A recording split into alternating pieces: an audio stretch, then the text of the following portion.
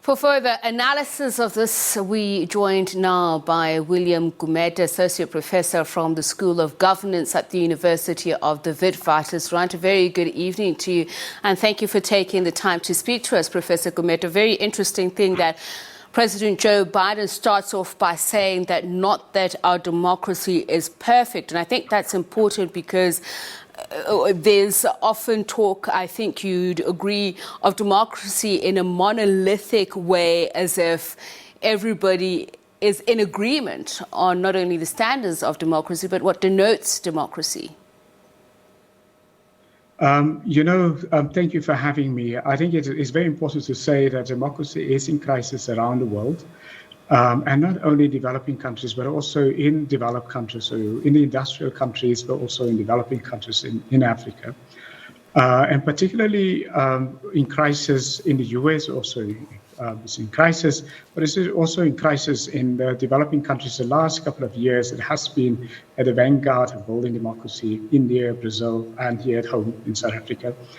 There's a real crisis. And I think what is important is also what he said, which is universal, that democracy really needs to, every generation has to renew democracy.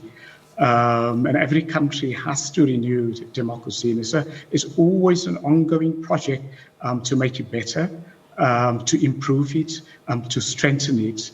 And that really is, I think, it's a very important point to note.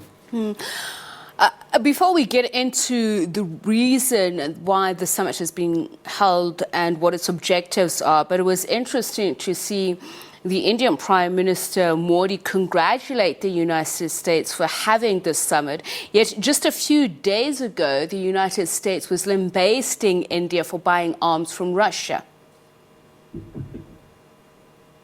I mean, I think also as democracy is in decline or under pressure, there's also, other kinds of systems like the Russian system or the Chinese system, much more autocratic systems, are on the rise clearly as the democracy is on the defensive. I would say on the decline, but on the defensive, because the argument by the Russians and particularly by the Chinese has been that under authoritarianism, they are more efficient and they can deliver, particularly through this COVID-19 crisis. Now, of course, we have seen since the end of the Second World War, particularly also in Africa, the countries that have gone the authoritarian way and didn't go for democracy, they've all failed, of course, out of the 54 countries. And the countries in Africa since the Second World War, they've gone for democracy, the 3 and the 4, they've done the best over a period of 60, 70 years, and so on.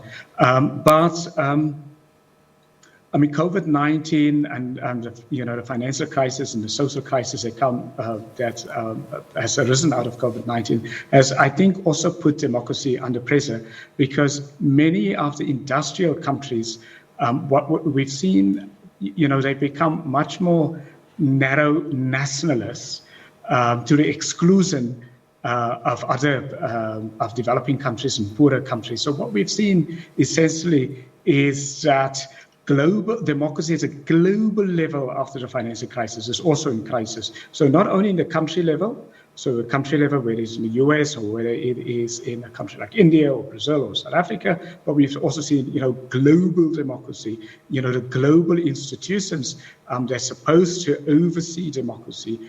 We've seen there's a crisis in those institutions also.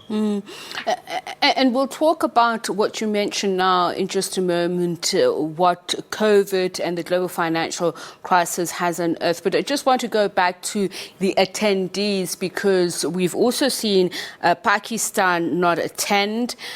Criticism, as you mentioned, from both Russia and China, who, by the way, in turn accuse the United States of some form of autocracy by wanting to dictate to other countries on whom they should deal with in their sovereign state business.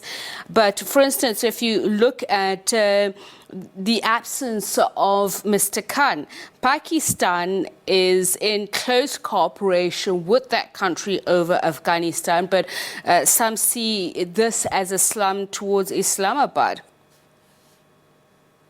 I think also what we've seen is that some of you know, if you look at a conference, there's been criticism of who had been invited and who had been excluded, because when one hosts a global summit in democracy, it is really important who you invite and who you exclude. And for example, you know, Hungary wasn't invited, and we've seen human rights abuses the last couple of years in Hungary. I mean, yeah, I've been teaching at a Central European university in Budapest, which has been under attack by the Hungarian government.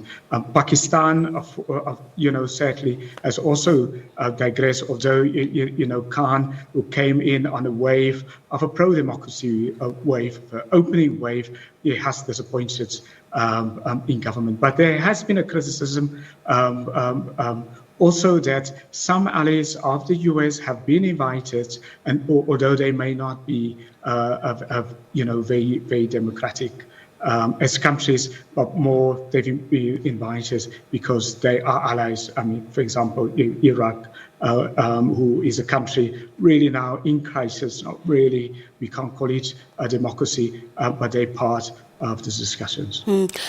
As you've spoken about COVID and the obvious rise in nationalism that we've seen, the trend particularly around Europe, but more with COVID-19, that of vaccine hoarding, where we've even had the WHO having to beg the more developed countries to not only donate, but to ensure that there's enough supply to go around. So that global decline in democracy in general, what could bring about the shift? Because we've seen self-interest has driven a lot of the recent actions or choices by countries.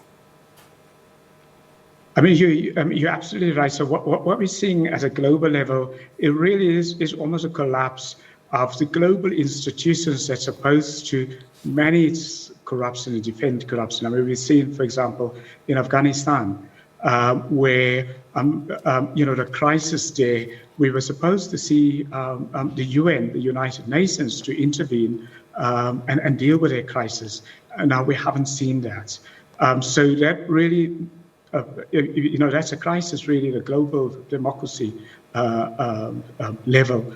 We've seen with the vaccines, where some of the industrial countries hoarded vaccines, and some of the poor countries, African countries, some of the Latin American countries and Asian countries, poorer countries, have been excluded from vaccines. Again, one would have expected the World Health Organization, as the custodian at a global level, would have been ensured that there's much more inclusivity. Now, that hasn't happened. So that shows you the failure at that global level of inclusivity and of democracy.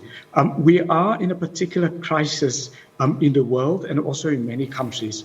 And COVID has shown that crisis. So we've got a crisis of democracy within countries that practice democracy, but we also have a crisis of democracy at the global level. So there are not enough of poorer countries are not part of the conversations at the global level, which means, you know, they're not participating in global democracy. At a country level, we have the same thing. You know, many authoritarian leaders and many authoritarian parties, and also many political leaders and parties who claim to be democratic are not democratic in real life, which means that even at a country level, people are disillusioned about democracy because the people who profess to be democratic actually behave autocratically. So what is the ultimate goal here by the US in hosting it? I mean, you mentioned that it's in itself is backsliding when we talk about democratic principles. The right in the US, the Republicans have said democracy is not the goal. It's liberty, peace, and prosperity that should be. So what should we expect about from out of this, and what will be the ultimate impact, if any? I think the most important thing about this summit is really the US rallying, countries who are democratic behind it. And then what we have is the countries that are not democratic, like China and like Russia, like Hungary, like Pakistan, on the other side, because there has been in this COVID-19 crisis, and of course also even during the previous financial crisis, there has been a rising argument in the developing world that countries like China that doesn't have quality democracy, they're more efficient and they're doing better, and so on in the short term and in the medium term. Now, I think what Biden is trying to do and the US is trying to do is to almost, to rally Democrats and democratic countries again, and to, reinvigorate the conversation about democracy and the idea about, yes, democracy may be, under retreat, but the opportunity but it is important that we re-energize democracy in the countries where there are democracy, and in the countries where there aren't democracy, that we bring democracy there, and that still remains most probably one of the most important issues of our generation.